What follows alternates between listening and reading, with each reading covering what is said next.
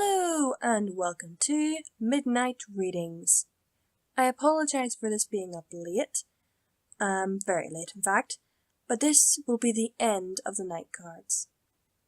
Please stick around for all the thank yous at the very end. This is Chapter 7. That is enough, Luna, Princess Celestia whispered. You. The Moon Princess seemed at loss of words. Her lips moved, but no sound came out. She spun around, took in the faces of the ponies surrounding her, and turned back to the Sun Princess. Rippledew was one of yours, wasn't he? She accused. Your little pawns have been very busy tonight. The elements of harmony shimmered, and her horn's magic reignited. Guards, you had best leave now, the white alicorn intoned. My sister and I have unfinished business to conclude. Luna snorted. Yes, guards, by all means. She looked at each one of them in turn, and her glances lingered longest on those still wearing dark armor. I'm so disappointed in all of you. Lightning crackled on her horn. Celestia stepped forward. No, I do not care whose side they're on. I will not draw any other pony into our quarrel. There has been enough suffering already. The dark alicorn offered her a twisted smile. A duel again? You might recall that our last battle went rather poorly for you. She tossed her mane and added, and this time I have the elements of harmony. We might both be able to use their power, Celestia conceded. But ever since that night, your heart has been anything but in harmony. She tilted her horn forward, and a golden aura enveloped the coloured crystals right before they flitted over from the dark alicorn to her own side. When she saw Luna's surprise, she shook her head and added, They have only one steward now, not two. Luna's mane withered and shimmered angrily. Anvil had the impression that it was itching to strangle something. You will need more than a few pretty gemstones to stop me, she snarled. The next time we meet, numbers and magic will not be in your favor. Her horn glowed brightly, and Anvil felt the weightlessness that precedes teleportation. A flash of light, then darkness, followed that by what felt like a ton of bricks had been dropped on his head. When the world exploded back into existence, it was spinning, and once he'd taken a moment to quell his churning stomach, he realized they were still in the Great Hall. Well, horse. Just then, there was a rapid clip-clop of hooves, and an out-of-breath Summercloud came galloping from around the corner, and skidded to a halt by Princess Celestia's side. It is done, Your Highness, she panted. What has been done? Luna demanded. She was still reeling from her failed spell. Her horn was smoking, and her coat looked like it had been dragged through a bramble bush. I have had the palace warded against teleportation, the Sun Princess explained. No pony comes or goes. One of Luna's ears twitched. Summercloud, you little rat! I should have had you banished when I had the chance. The grey unicorn didn't answer, but neither did she avert her eyes. She just looked regretful, but she also seemed resolute. Luna spun round, but they were surrounded. She looked up and saw just as many loyalists hovering above the hole in the wrecked ceiling, blocking any escape. Anvil saw her mouth tighten. She was going to do it. She was going to fight. She spread her wings, and the aura of her horn, which had been somewhat passive after the failed spell, crackled and spat purple sparks. The loyalists readied themselves. Celestia did not. In fact, she was merely pointingly at him. In fact, she was merely gazing pointingly at him and Hammer. Summer was doing the same. Hayseed. He knew what the look meant. Your Highness. Anvil put a hoof on Luna's shoulder. Her flesh twitched at his touch, and he realized just how tense she was at the moment. Perhaps it is time to let go. Luna's eyes narrowed, but she did not take them off her sister. I do not follow. This is not a battle we can win, Hammer clarified.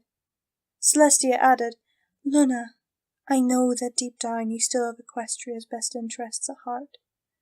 But you cannot help your subjects when your heart is so choked with turmoil, when your judgment is so clouded by resentment. Please, I ask this of you. Let me use the elements to undo your transformation. It is very much like a splinter in your wound, the wound in your heart. You cannot heal unless it's removed. And you? Luna said in an undertone, turning to Anvil and Hammer. You would both agree with her? If it matters to you, then my answer is yes. Hammer said simply. And if not, your subjects would still be best served by agreeing to this. I feel the same, Your Highness. Equestria has been through enough. It must end here. Celestia nodded. They speak true, sister. It'll be easier and quicker if you do not fight it. Will you let me help you? They waited. The dark alicorn folded her wings, closed her eyes, and drew a long breath.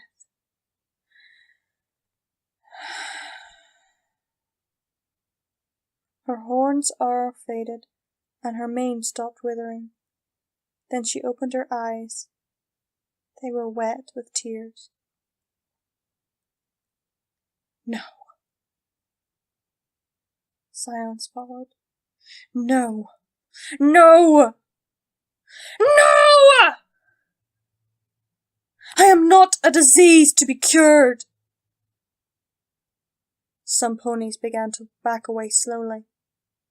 I am not an ailment to be remedied! I am your sister! Your other half! I will not suffer the humiliation of submitting to you again!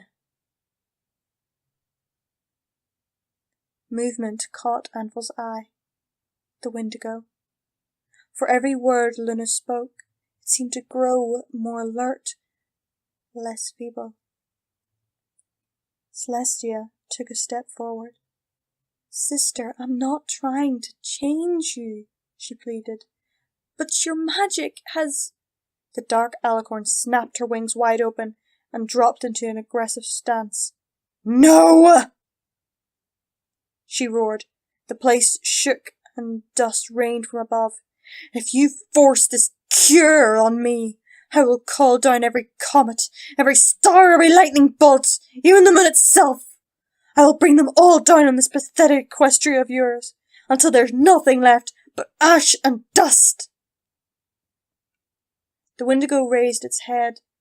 Wisps of frost drifted out from its nostrils, creating a narrow sliver of ice on the ground before it, 2 or 3 inches long.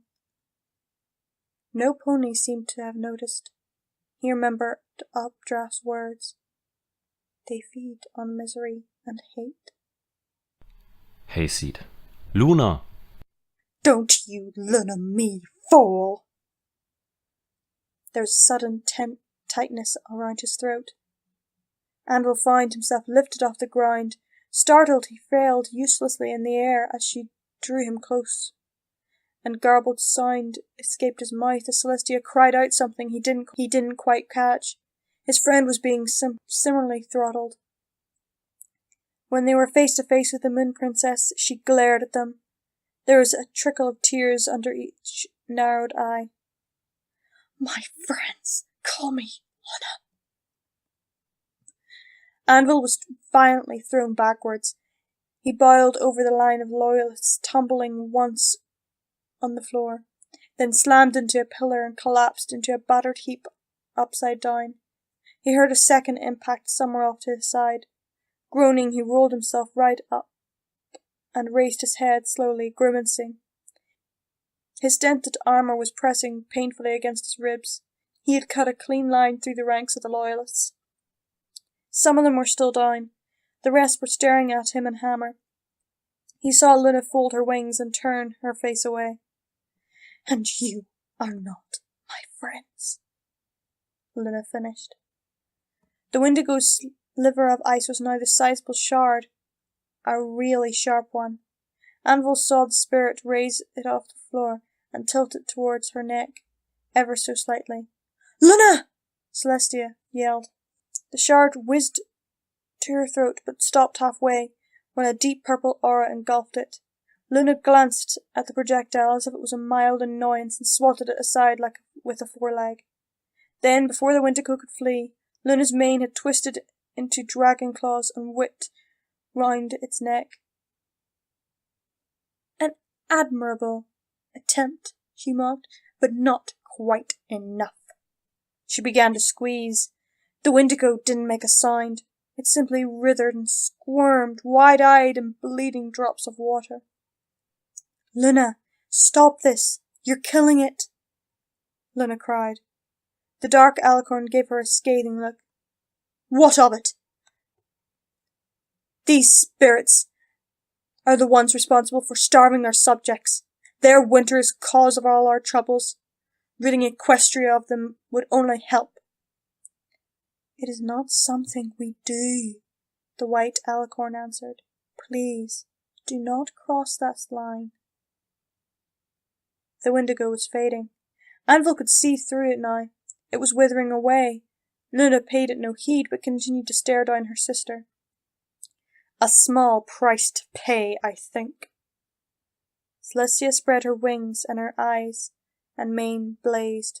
"Luna, let it go." "What a dilemma. I lose if I do, I lose if I don't." Luna put a hoof to her chin. Her mane continued to throttle the spirit. I say no." The Sun Princess frowned. Luna grinned and loosened her grip. A ragged gasp escaped the Wendigo, but a second later the claws around its neck tightened once more, choking off its cry. She was toying with it. "Enough!" Celestia thundered. "Release it immediately! Or what?" "Don't make me do this, Luna. I don't want to hurt you." A golden aura pulsed on her horn as she advanced. "You already have." The Moon Princess lifted up the spirit and looked like she was about to smash it to the ground like a glass bauble. Her mane whipped down. There was a bright flash, and a thundering blast of fire burst forth from Celestia's horn. It was as thick as a pony was tall, in the shape of a beam, and there was an explosion when it collided with Luna and sent her flying. She crashed into a wall and was buried under a pile of debris, shaken loose by the impact. There was smoking, a red-hot path on the floor from the heat of the fiery blast. Anvil saw the Wendigo drift away, up and through the hole in the roof, thin and transparent as a steam of smoke. "Guards, leave now!" Celestia repeated. Most moved to obey her. A few, Anvil included, couldn't help but watch as the debris pile shifted, and Luna rose with dust and ashes dripping off her like water. Her coat and feathers were smouldering, and her silvery blue armour was scorched. She coughed up a little smoke, then fixed Celestia with a menacing grin. "So you do have a spine after all," she mocked. Purple lightning arced from her horn towards Celestia, but dissipated into tiny branches of electricity when it met her barrier. But before the white alicorn could retaliate, Luna had already transformed into a starry cloud and was surging straight towards her at a breakneck speed. Just inches above the smouldering line of flower. The Sun Princess shot another blast of fire at her, and for a second Anvil thought that Luna might be evaporated by the flames.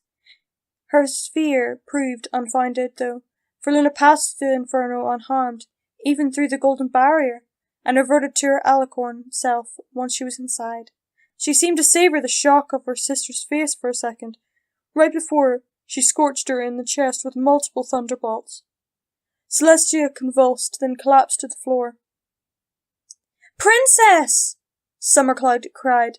Anvil saw her leap out from the cover of a pillar and gallop to her mentor's side.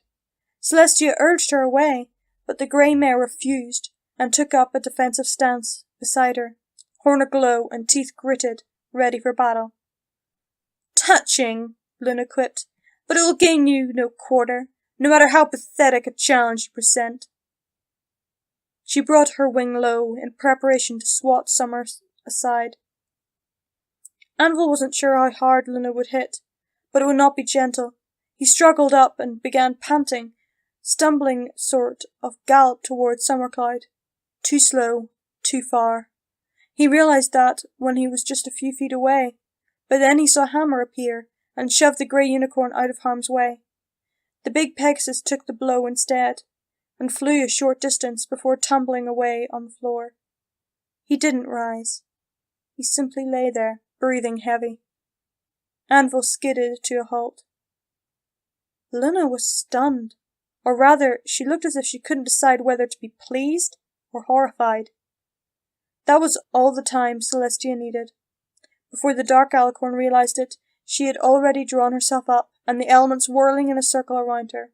When Luna shook herself out of her reverve, she received a fireball to the face, followed by another one to the chest, when she stumbled backwards. The Moon Princess growled at her sister, and sent forth a continuous crackling stream of purple lightning. Celestia met it with an orange fire beam of her own, and the floor glowed with an angry red where the two collided. A ball of flame and lightning was growing in the middle. It started at the size of a melon, but in a few seconds it had swollen to the size of a carriage. Gouts of fire and lightning splurted from it, and the ground trembled as it continued to grow. Not good. Anvil rushed to Hammer's side, where Summercloud was attempting to help him back to his hooves. She was struggling under his friend's weight, so he went to his other side and slung one foreleg over his shoulder. Time was short. The ball of energy between the two warring alicorns was already as big as a house. You need to lose weight. Anvil grunted as they hobbled away. Grow some muscles. Hammer retorted. "You two shut up!" There was no time to look back. The moment they got behind a broken pillar, the ball exploded. The shockwaves cracked pillars and sent loose masonry flying, turning them into deadly missiles that punched holes in the walls. Summercloud managed to deflect a few pieces that flew forth when loose bricks exploded against other objects. Even so, it was a miracle that they were not seriously harmed. The heat on either side of the pillar was scorching. Lightning arcs danced in the air. A moment later, the fire and sparks subsided, and Anvil peeked round the half-melted pillar. He saw the two royal sisters still facing off, glowing brighter than ever in their conjured barriers. Celestia's mane was an angry inferno, and Luna's was a seething dark cloud. There was a crater between them, with a great shaft of moonlight shining down through the non-existent ceiling. "Well, this'll be interesting," said Luna, with a frown, "but the elements won't save you. I can match anything you care to use against me." Celestia shook her head. "That may be true, but only against my magic. The elements of harmony have power of their own, and will act only against you." She closed her eyes, and the elements stopped spinning around her and hovered at wing height. Their glow intensified. The Moon Princess looked like she had been about to retort with some reserve, but Anvil never got to hear it. The first word had hardly left her mouth before she was ensnared by 6 multiple-coloured streams of magic.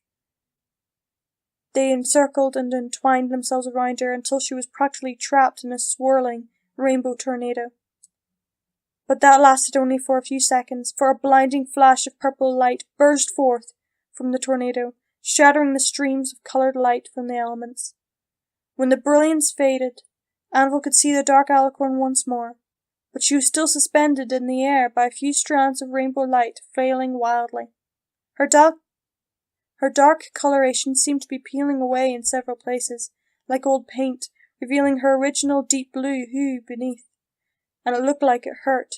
She screamed when a sizable patch of darkness peeled off one side of her face and dissolved into wisps of dark smoke. She opened her eyes, and one of them had a round pupil. Anvil's heart leaped. Luna? "Release me now!" she screamed in Nightmare Moon's voice. "Don't fight it, sister, please!" Celestia cried. A streak of golden light connected her horn to the elements, which in turn were binding the Moon Princess.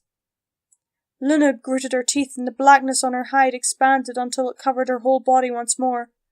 Celestia's eyes widened, but she continued to channel the power holding her sister captive. That does not bode well, Anvil commented.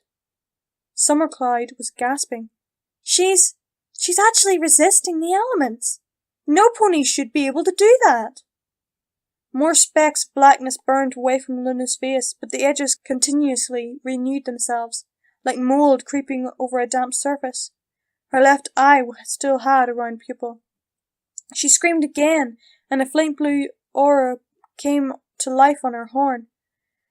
"You will not take me like this!" she spat at Luna. "Release me now, or you'll regret it, fool!" Thunder rumbled in the sky above, but no clouds appeared. Care to tell us what she's doing? Hammer said, glancing at Summercloud. She scowled at him, but turned her attention to Luna anyhow. "I don't know," she began, as her horn glowed green. "It feels unnatural."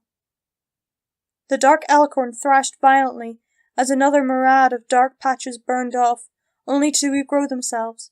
Her tears were boiling away and drifting off as steam. Celestia was crying too, and she winced as Luna howled. A particularly large patch of her coat was torn away. "Luna, don't make this any harder. I can't bear to see you like this."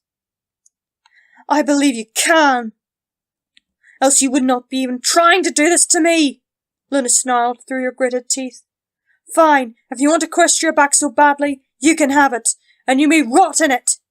A bolt of lightning streaked up from her horn into the air high above, where it split into 1,000 branches and arced all across the sky. Summercloud screamed and dropped to the floor, trying to cover her head with her forehooves. The ground began to tremble cautiously. Hey, Seed. Anvil crouched by her side. What's wrong? She's doing something to Everfree! The grey unicorn stuttered between racks of pain. Then Anvil realised that Summer hadn't been trying to cover her head. She was trying to blot out her magical sense. Luna must be channeling some truly powerful magic to hurt Summercloud like that. She let loose another short scream. "Ah! Somebody stop her!" "Luna, what are you doing?" Celestia cried. "Watch!" the dark alicorn replied. Tremors stopped. Then a tree root suddenly burst out of the ground behind Anvil.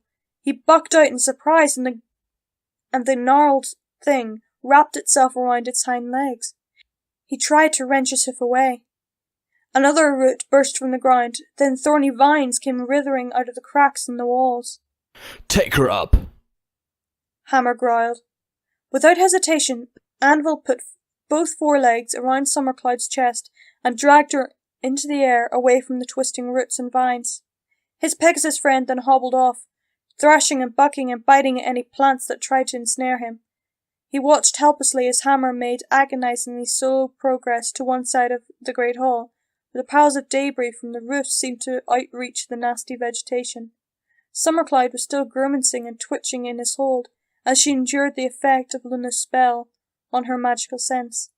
There was no sign of other guards, loyalists or otherwise, save for the occasional cries of alarm ringing out from somewhere in the hallways.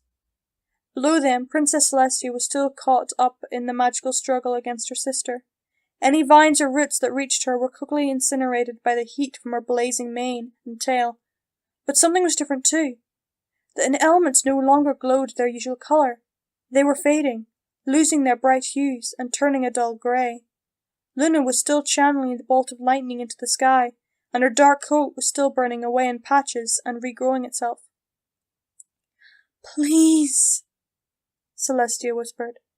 Luna's half-grin, half-grimaced, was almost unbearably difficult to watch. I can do this all night," she snarled between breath. "But your precious elements cannot." For a moment, it seemed as if Celestia had lost the will to fight, for her shoulders slumped and her magical aura faded until it was barely a glimmer.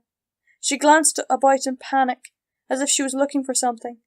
Then her gaze lingered for a moment on the moon above. She then shut her eyes for a second, and when she opened them again, they were filled with conviction once more. Her golden aura returned, stronger than ever, and a silvery beam of light lanced upwards from the floor beneath Luna, straight up to the moon. It was as wide as a tree apple. It was as wide as an apple tree was tall. The Moon Princess's coat ceased to burn away, but then it suddenly seemed as if a great wind was howling up from beneath her, lifting up her mane and tail, and even the hairs on her coat. Anvil could see bricks and stones wiping upwards, as if they were no more than grains of sand. Luna stopped channeling her spell, and the creeping roots and vines stopped moving. Surprise was written all over her face. She was glancing around her surroundings. The blackness overtook her entire body once more, and her once round pupil reverted to its more dragon-like form. Dust and dirt kept swirling and flying past her with the beam of light, straight to the great blue orb above. She looked up and her eyes widened in shock. A second later her pupils shrank in fear. You wouldn't." "I'm sorry," Celestia whispered. Luna shut her eyes. "So be it. I will not forget this, sister." A great white light engulfed the dark alicorn, and Anvil had to turn away to avoid being blinded.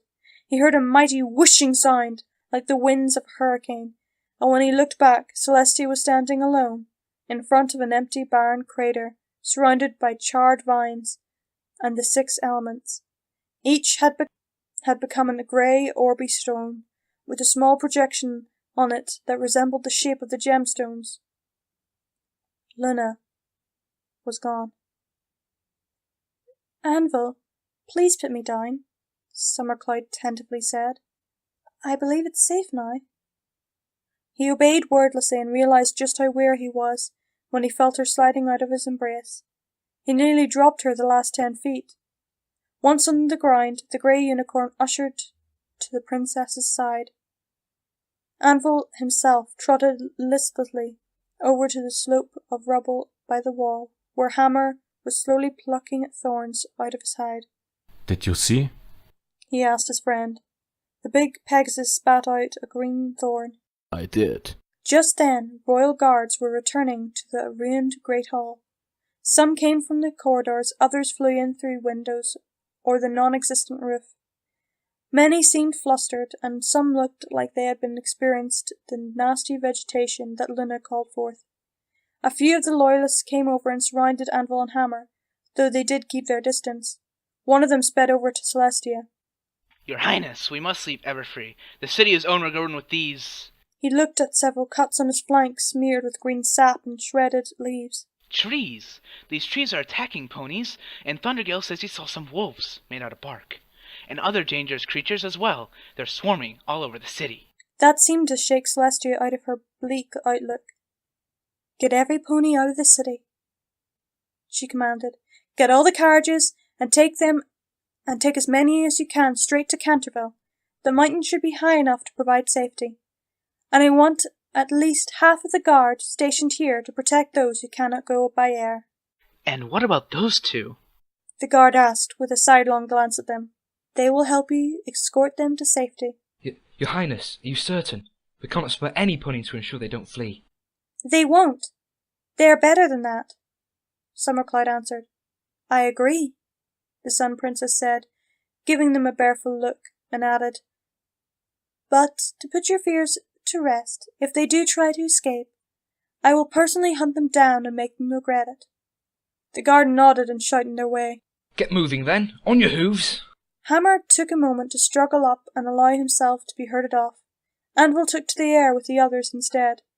As they headed out of the city, he turned his gaze skyward.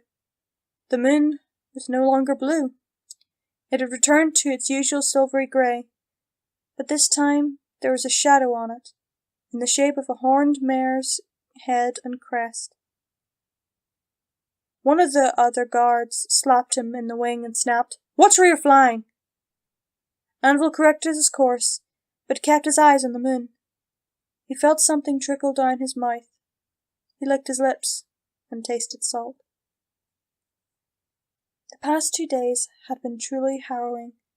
The first mostly involved pulling sky carriages, filled to the brim with earth ponies and unicorns, all the way from Everfree to Canterville. Large as it was, the town was still getting positively crowded, and once they had determined that the lower lands outside of Everfree were safe, ponies had started spreading out down from Canter Mountain. The next day in Everfree was worse. Some ponies had chosen to hide themselves rather than trust their safety to guards, and were then in need of rescue when their surroundings had become overrun with nasty plants and critters. Anvil was certain that he had received every kind of bite, scratch, and cut imaginable in the fights to reach the trapped ponies. And to make things worse, there were some parts of the city where sky carriages were out of the question. Trees and brambles had sprouted up all over the city, right through the pavement, and the strong ones were even capable of wrecking entire houses, and many were like nothing any pony had seen before. Hammer mentioned some apple trees whose branches crackled with electricity, their fruits striped with every colour of the rainbow. No pony had dared to touch one. Then there were those gnarled leafless trees that kept trying to lash at anything that moved with their whip-like branches. But at the end of it all, they had finally managed to get all the stragglers out of Everfree. On the second night, when every pony was safe to Canterville, they were both locked in a cellar of the town hall in a makeshift carriage of iron bars and bark and oak bars, with only a few candles for light. Still, it was a better solution than Anvil could have hoped for.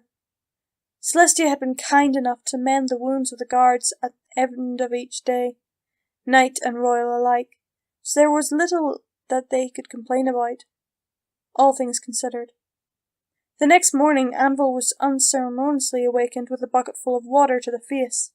He spluttered and shook himself and found Princess Celestia and Hazelhawk standing outside their cage.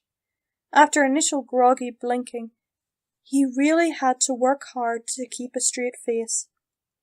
The leader of the Loyalists had blundered into a patch of innocently looking blue flowers on their first day of rescuing, and had turned into a mare overnight. A rather attractive one, by the looks of him. Her. Hazel coloured, too, and it did not matter if she wore the enchanted armour. The nutty brown colour remained, and the condition had defied all attempts to remedy it, magical or otherwise. You look dazzling today. Hammer deadpanned. The Pegasus mare in Royal Guard armour gave him a dirty look. That had better be addressed to Her Highness. The mare-ish high-pitched voice was too much. Anvil felt a snicker coming on and hastily turned it into a cough. What am I to do with you? Celestia said aloud, to no one in particular. Nothing less than exile, were my choice, Your Highness. Hazel suggested. Anvil and Hammer grew silent. They had known this day was coming. Everywhere they went, no matter who or how much they helped, ponies often glared daggers at them, and those were the nicer ones. They had dirt and rotten food lobbed at them from time to time, especially when they slept. And it didn't matter that they were amongst the rest of the guards. No pony moved to help them. And the worst part was, when those trapped in Everfree actually tried to flee from him and his friend, rather than the trees or the creatures that were actually trying to hurt them. Luna's enchantment still remained, beyond even Princess Celestia's ability to undo it, and their dragon-like wings and eyes were clear reminders of what the Moon Princess had wrought in her time as sole ruler of Equestria. And those ponies were just on the outskirts of the city. The countryside ponies outright refused to come anywhere within 100 feet, unless it was to hurl insults and filth at them. They'd come rather close to a revolt at one point, and after that Celestia was forced to keep them out of sight when they were not on rescue duty. The ponies of Equestria were demanding justice, and with Luna gone, the Sun Princess was probably going to have to appease them with him and Hammer. Soon. Celestia raised an eyebrow. Exile? Several ponies have died in Luna's winter. That's what the countryfolk are calling it now. Your subjects are out for blood, Your Highness. Keeping these two around will do no good, unless you intend to let them get stomped to death sooner or later. The white alicorn didn't answer. Hazelhawk pressed on. Princess, I know how you feel about Luna, but our guards... Celestia waved him to silence with a wing and gave him a stern look. Have you ever banished your only sister to the moon? She asked, eyes tearing up slightly. When he didn't reply, she continued. No? Then do not claim to know how I feel. She paused as Hazel bowed in apology, then added with a sidelong glance at Anvil and Hammer. But you are right. There must be consequences for treason. They awaited their fate. Have you nothing to say for yourself? Nope. Hammer replied. Anvil kept silent. Celestia turned to Hazel and said, Gather every pony in the town square tomorrow, as many as the place can hold. But I will want at least one representative from each settlement. Please go and make the arrangements. The Pegasus mare bowed and took off. When Hazel was out of sight, Celestia's horn glowed, and Anvil's soaked coat suddenly was dry. I'm sorry, the princess said. I know whatever you did, you acted out of love for my sister, and that you tried to dissuade her even when she would not see reason. She averted her eyes. This will be your last day. I have notified those who were known to be close to you. If any pony visits, it will be your last chance to say farewell.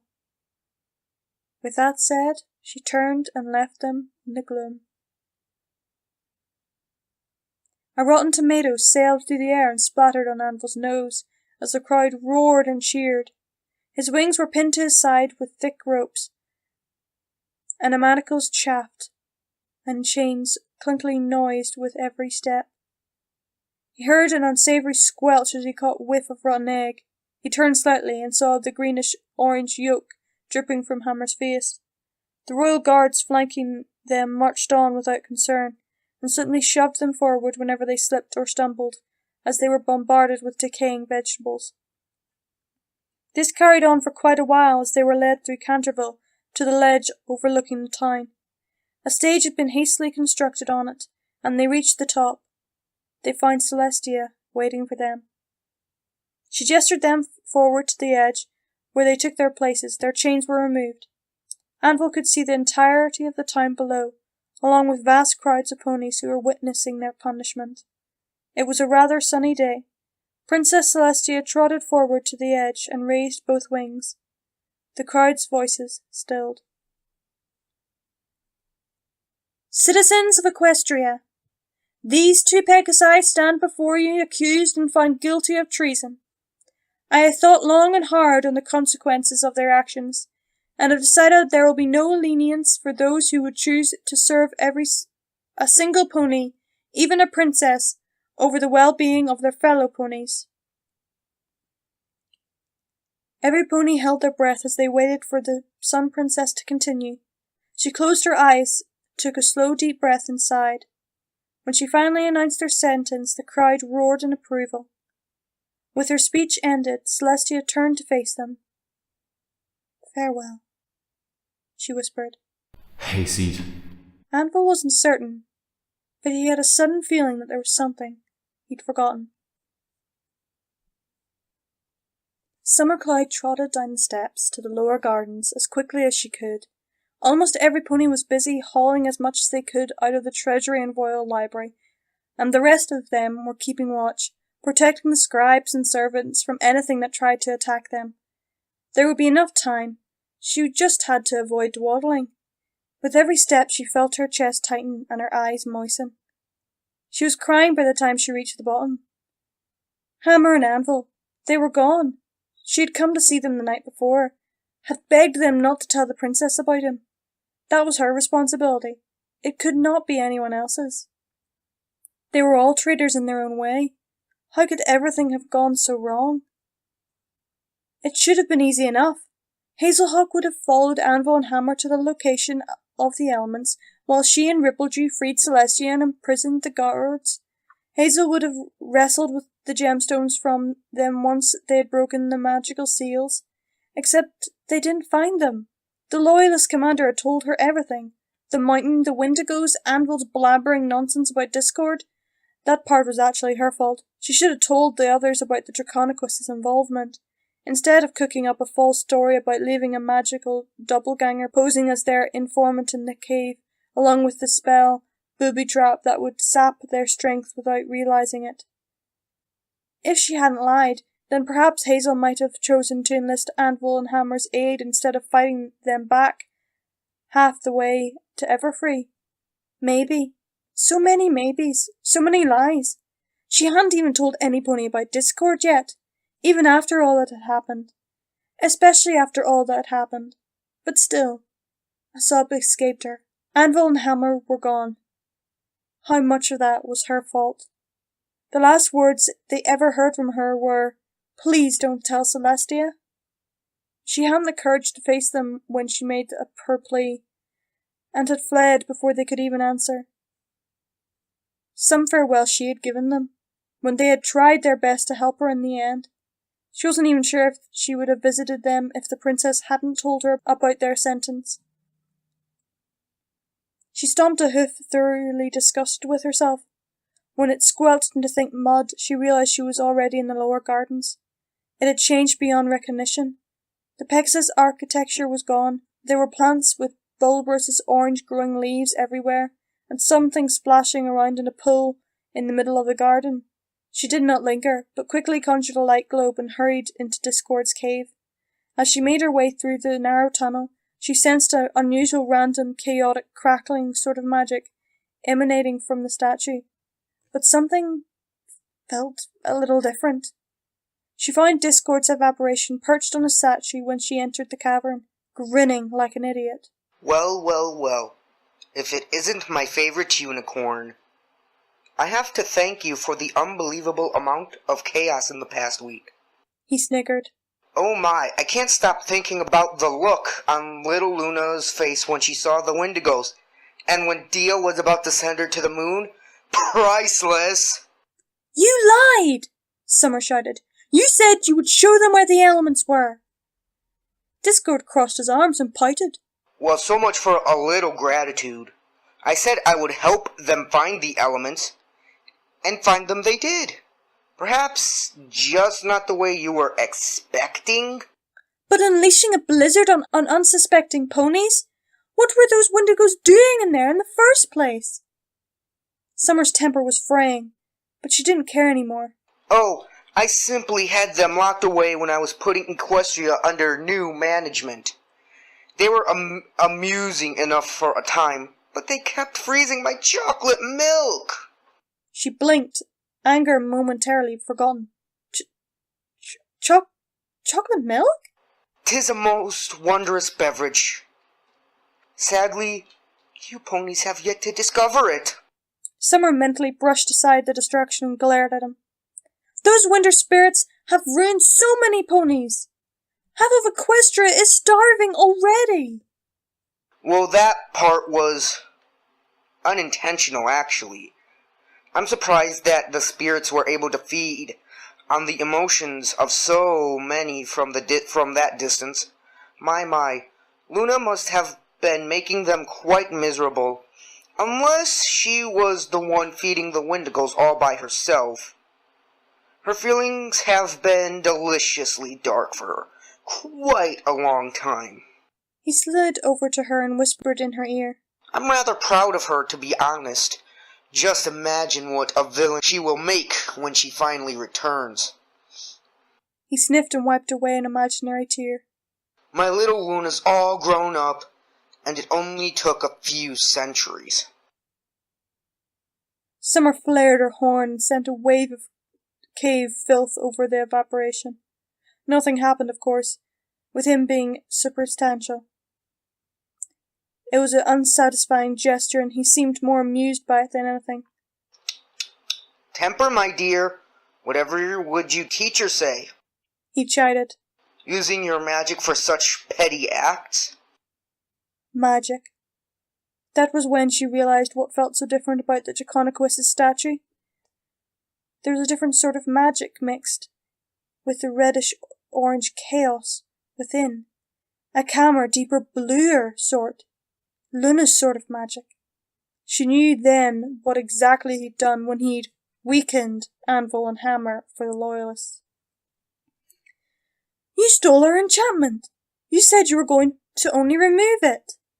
Well, it did seem terrible to waste perfectly good magic. Summer sensed the tiny cracks on the statue's crest. They were smaller and thinner than a hair's breadth, but they ran deep, and with the elements of harmony rendered inert by what the princesses had used them for, the outcome was inevitable. She took a step backwards, and the blue growing evaporation grinned. Oh, there's nothing to worry about, I assure you, he said as he lowered back onto his statue. It won't happen in your lifetime. She shook her head. Celestia will stop you. She is welcome to try, if you tell her, of course. I will. There was that smirk again. Discord leaned forward and rested his chin on a paw. Somehow, I do not think you will. You went behind her back and conspired with her old enemy, nay, her old sweetheart, against her own sister. An act which ended in the release of 3 very unfriendly winter spirits, along with starvation of several thousand ponies, plus the complete destruction of her beautiful and expensive palace. Oh, and need I mention the part where she sends her own sister to the moon? That wasn't my... Summer stammered, but was cut off. Perhaps, but will she see it that way? Do you see it that way? But I... Words failed her. There was a rumble from above, and the cavern trembled. Discord eyed the ceiling curiously, and with the air of one commenting on the weather said, It would seem that this new forest is growing a delightful personality of its own. It would be unwise for you to linger. Why would you care? She spat. She raised loose stones off the floor and then sent them flying at the statue. They clattered off harmlessly. You don't care about anything or any pony! The Draconequus was quite pensive. That is the nature of chaos. Why? Summer cried. Why would you do this to us? What is the point of it all?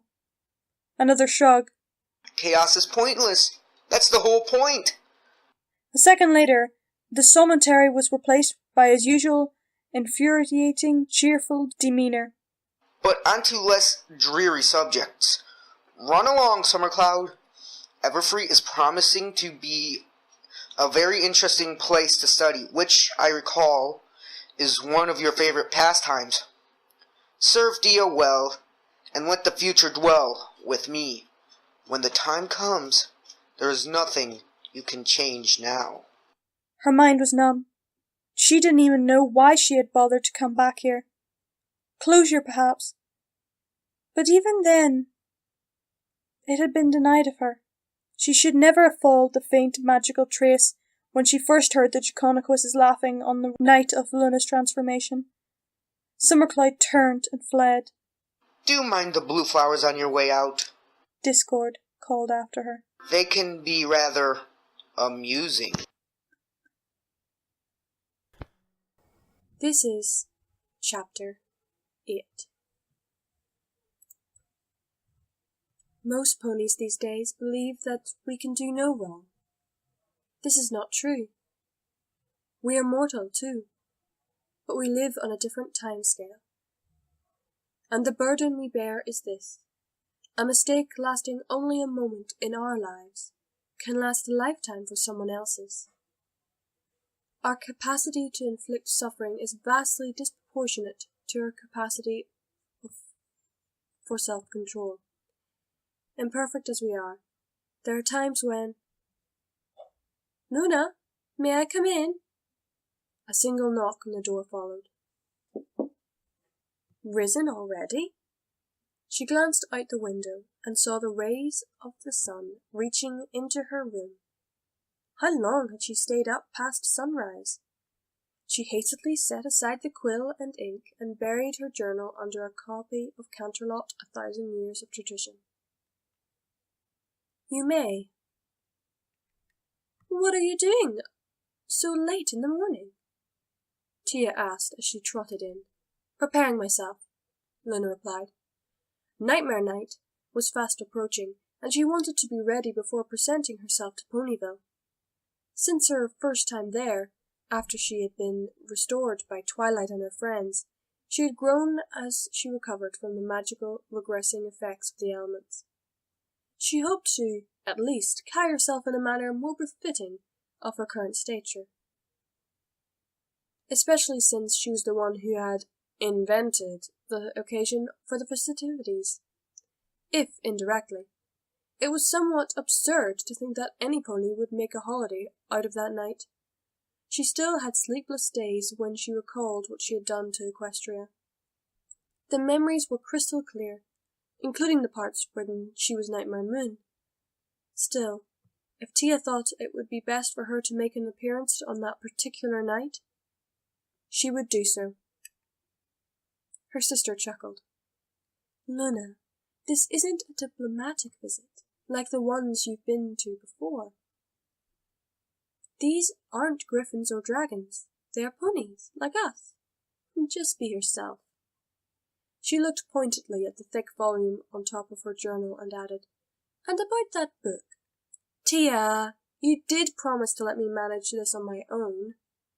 Another chuckle. "Very well, if you wish it." Luna pointed.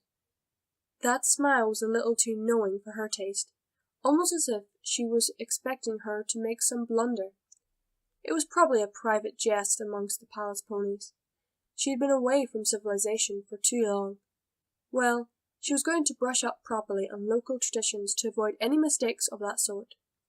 "Sister, do you have a moment?" Luna could see that something was bothering Tia. She always shifted her wings like that, when she had something weighing on her mind.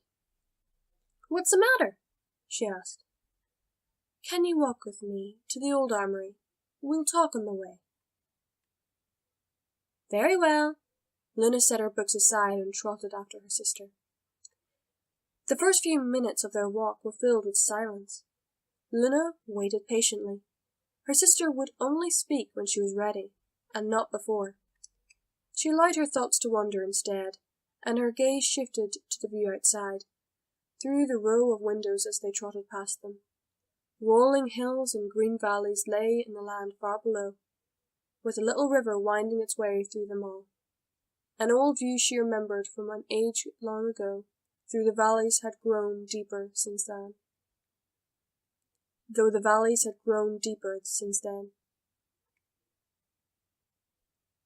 "Luna, I'm sorry," Tia said when they were close to the armory. She rolled her eyes. "We have spoken of this before. I am the one who should be apologizing, not the other way round." The white alicorn shook her head. "Not that. I was speaking of something else. I have been waiting for the right time to tell you, but it simply never came.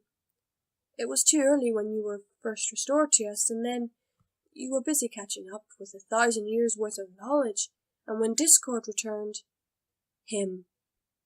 Luna's mood soured at the very thought of the Draconequus. It was too bad that she had been away when the snake broke out of his prison.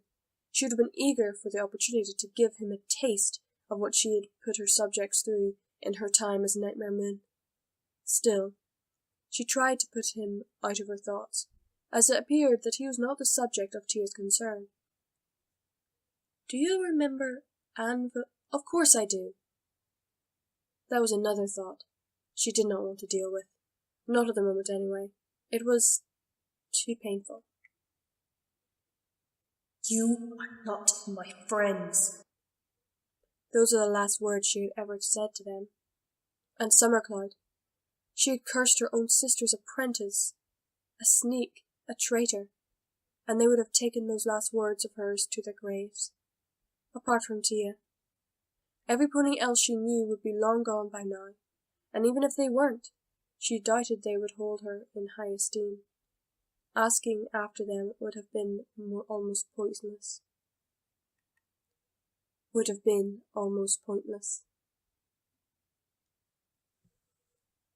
"I know it can be difficult for you to adjust. Equestria has changed much since you were gone, but you do not have to go through it alone." Luna blinked. That was quite a switch in subjects. "Tia, what are you up to?" "We're here," her elder sister announced, when they were stood before a pair of great iron doors set in the inner wall of the palace. The doors parted, and they trotted into the dark. With a simple spell, they had conjured two sufficiently bright globes of light to hover by their sides. Rusty, worn sets of Royal Guard armor hung on the racks by the walls, along with notched blades and dented shields. Loose links of chains and old leather straps were piled up on a large table in a corner. The floor was rough and grainy, with dirt and dust. "Looks like no pony has been here in centuries," Luna commented as she brushed aside a cobweb. "Partly true." She raised an eyebrow. "Partly?" Her sister gestured forward with a hoof. "Deeper in." They navigated the piles of old armor and weaponry, past broken desks and racks, until they found a rusty old wooden door. Tia produced a key and attempted to unlock it, but there was a little creak and a sharp clink when the locking mechanism jammed. Her sister frowned as the key still stuck in there, then shrugged and simply covered the door in a golden aura and pushed. The door bolt and hinges groaned briefly before they snapped. Tia then placed the wrecked door by the side and beckoned Luna forward. She trotted in and found the room to be a circular shape, with plain stone walls leading up to a vaulted ceiling. There were no windows. Dusty old crates were stacked haphazardly around the room, and Tia indifferently swept them aside with magic to make space. There was a wide, round pedestal in the middle, just barely a foot high, and on it stood statues of pale stone. They were shrouded in cobwebs, but she could tell from the bulges on the sides that they were both Pegasi. Her sister stood before them, as if trying to recall some long-lost memory. "Tia, what is this about?" "Let me show you." So saying, the white Alcorn conjured a wind and swept away the cobwebs and dust on the statues. Luna blinked. Those folded wings, dragon-like. She wasn't certain what exactly her sister had intended these for. In remembrance of the night guards? Unlikely. A reminder of what could happen when a princess succumbed to hate, perhaps? She tried to put on a smile and said, "They are nice, but what are they supposed to be?" And then she noticed the curve of her jaws and the set on their brows. Two names came to mind, unbidden, like whispers on the wind: Anvil and Hammer. Well, that settled it. She would have to ask of their fate now. Were these statues made to honor them? Or was infamy behind their making? Neither seemed to fit. The poses were too neutral, neither depicting heroism or villainy. They were simply gazing ahead, like a pair of guards standing watch. They weren't wearing armor, though. Never mind. I see them now. Tell me, what became of them after I was gone? Look closer. She looked back at the Pegasi and intensified her light globe, and noticed the statues were a little too detailed. No pony should have been able to carve eyelashes or hair tufts like that. Then a horrifying thought struck her. Would she? No. Tia would not, but then she remembered where she had spent the last 1,000 years, and the doubt melted away. She whirled round and stared at her sister. You... tell me you did not. In answer, Tia closed her eyes and channeled a golden stream of magic at the statues. They began to tremble. Glowing spidery cracks appeared on the surface, followed by a hard grinding sound when one statue's legs moved. Chunks of pale stone began to fall away, revealing the ashen grey coats underneath. Luna felt her jaw drop when they began to draw ragged breaths. Stars above! With a grunt and a mighty heave, Anvil shattered the remnants of his stony cocoon, then dropped to his knees and began coughing up dust and snorting tiny stone flakes out of his nostrils. Hammer's breakout was somewhat less vocal. He simply twisted about, shook off the stone when they had broken into sufficiently loosened pieces. That Began Anvil, when he caught his breath. was the most. The rest of his words consisted of rather impressive series of explicits. Luna could never imagined that her guard had such a proficiency for colourful language. She stifled a giggle. Anvil? Hammer warned, as he squinted against the light of their glowing orbs. The big Pegasi had already been aware that they were in the presence of royalty. He delivered a swift blow with his hoof to his companion's head when he showed no sign of relenting in his trade absurdities. Anvil reeled, shook his head, and blinked for a moment, right before he glared at his friend and growled. Celestia's flaming tits. What was that for? Then he saw Tia staring wide-eyed at him. His pose whittled, and he grinned sheepishly. Ah, my apologies, Your Highness. Wasn't paying attention. Anvil looked at the floor and shifted uncomfortable. This time Luna could not contain her giggle. Then Anvil took notice of her. Your Highness, you're back. His eyes widened and went up and down as he looked her over. And you've grown. He then kneed his forehead and turned to Tia. How long has it been? A little over 1,000 years, Celestia replied. That long?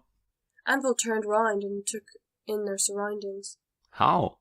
He didn't get to finish because Luna had rushed over and pulled him and Hammer into a tight embrace. Anvil turned the gesture wholeheartedly. Hammer somewhat gingerly. The big Pegasus was still unused to physical contact that did not involve fighting, apparently. When they finally released each other, Luna realized that her eyes were a little wet. Anvil, Hammer, I'm so sorry, she whispered. Those words I did not mean any of them. There was so much I needed to say. I did not know where to begin. Well, you can take your time, Celestia said. We will first have to get these two fit for duty once more. Luna blinked. Duty?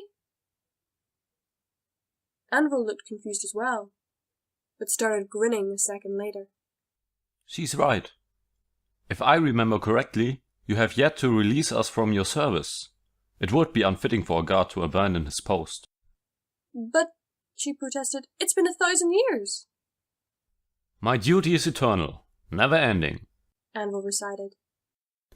Until my liege release me. Hammer continued. Or death take me. Anvil finished. Celestia trotted forward. She was smiling too. You chose your friends well, sister. And here I have something for you too.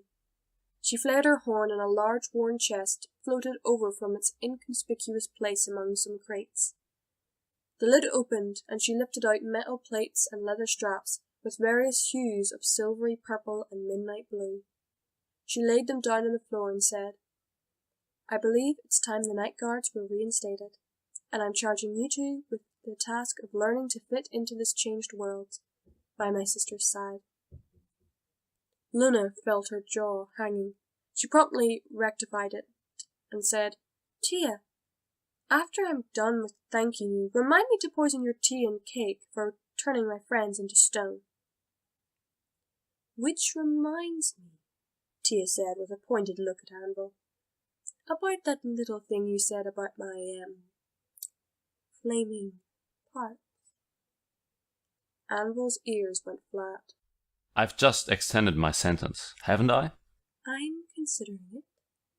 The look on Anvil's face was that of utter dismay, and Hammer appeared to be thoroughly content watching his friend squirm under Celestia's gaze.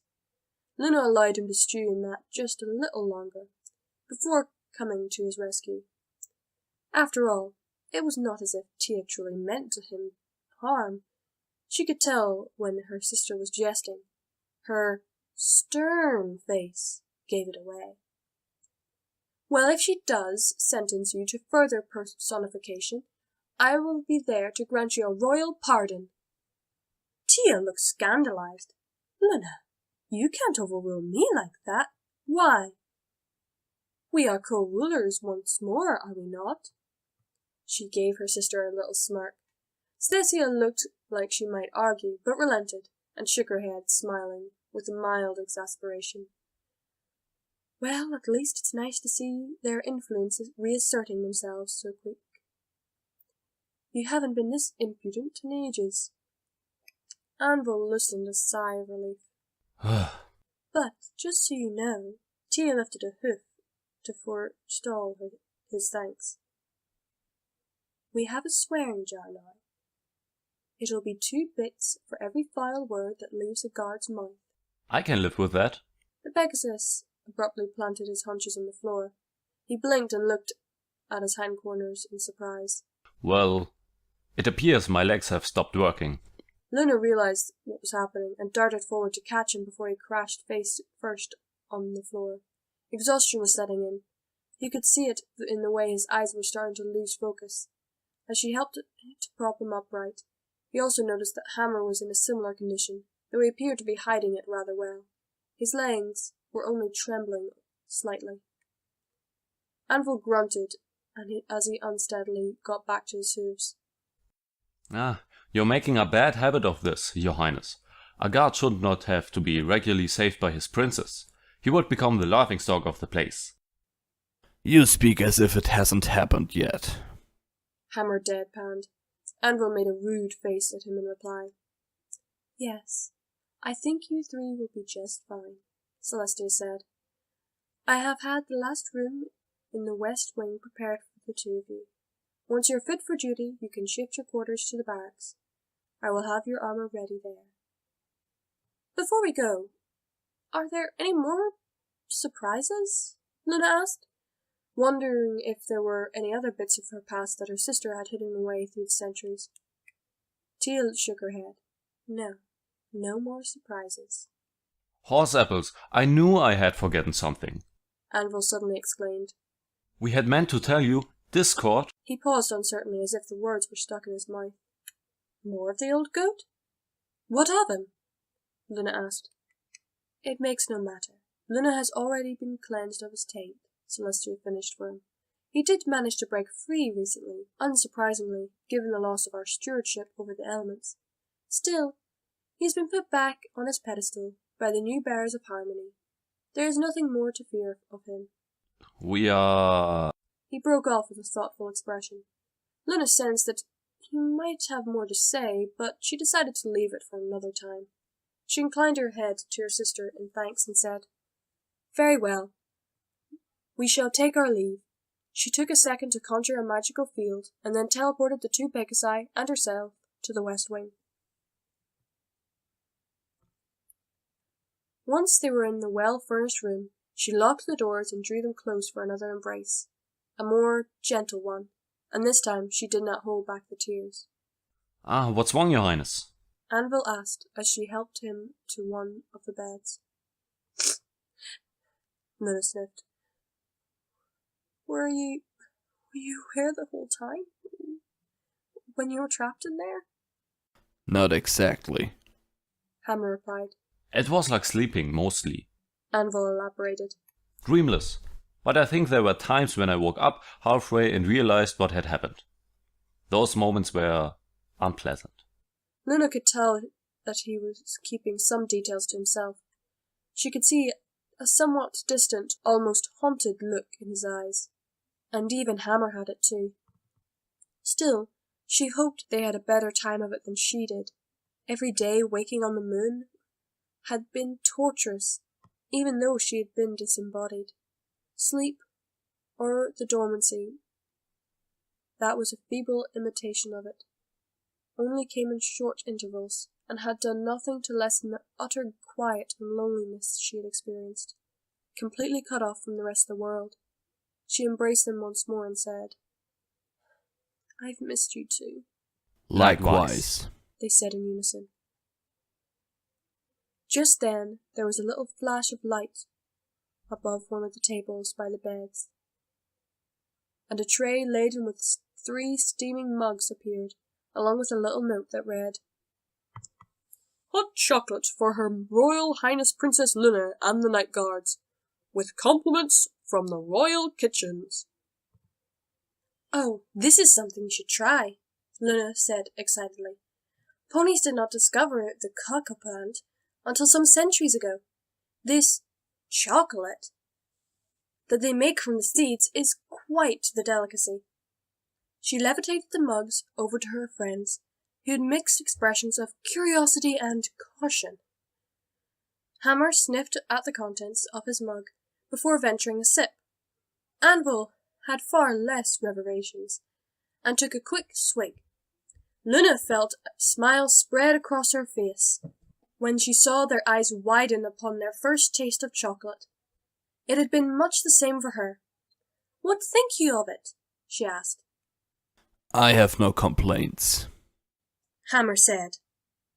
Anvil rolled his eyes at his companion's response. Yes, very eloquently put. It's so much more than that.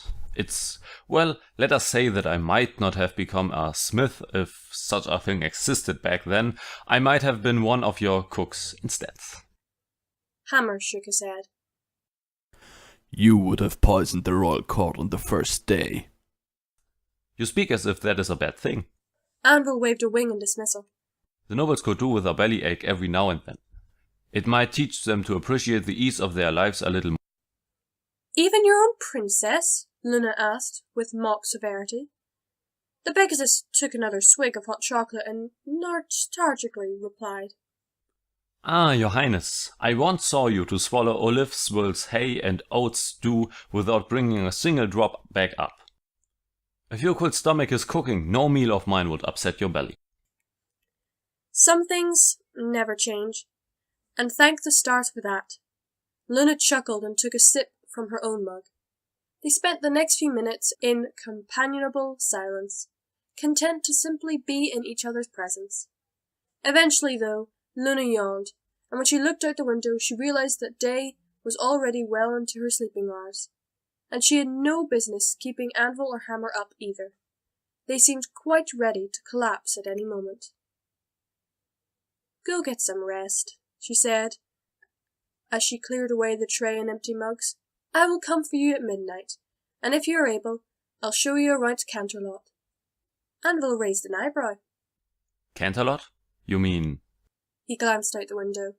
Well, small wonder I thought the view familiar. Canterville has changed quite a bit, hasn't it? Apparently, Hammer said. She stopped partially through the doorway and replied, "Yes, much has changed in the time since we last spoke." What of Everfree? And if I may, how do you get back from? He pointed a hoof skyward. Up there. Luna put a hoof to forestall any more questions. Rest first. History lesson later. She then squashed the impending wave of protest by adding, in her best imperious tone, "Your princess commands it." Anvil looked crestfallen. Oh, very well. The cult-like disappointment on his face was almost too much. Luna chuckled and said, "You have my word. When you're rested, there will be a whole new world for us to learn about. Nightmare Night is 2 days' time, and I believe I have found the perfect ponies to escort me to Ponyville. Good day, Princess. Hammer said, as he buried himself under the covers. Rest well, my friends, she answered, and gently shut the door. And that is the end of The Night Guards. I hope you enjoyed it. I know I have. I mean, I've worked with so many people, and it's been amazing. I'd like to thank you all of the ones who have helped me. I will leave a link in the description to everyone who has helped me, as well as to the previous chapters of this story. We will be back to normal next week, with hopefully a few one-shots, and I'll see you all next week. Thank you for listening. Stay brony!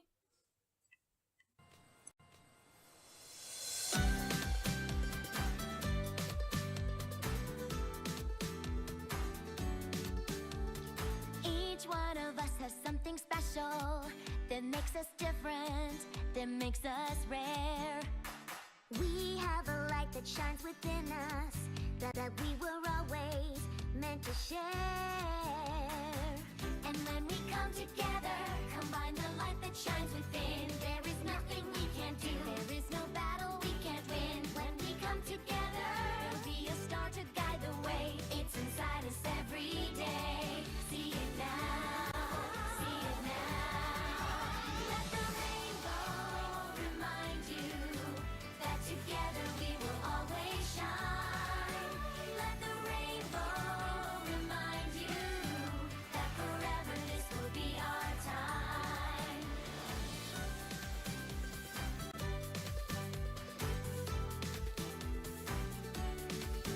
Let the rainbow remind you that together we will always shine.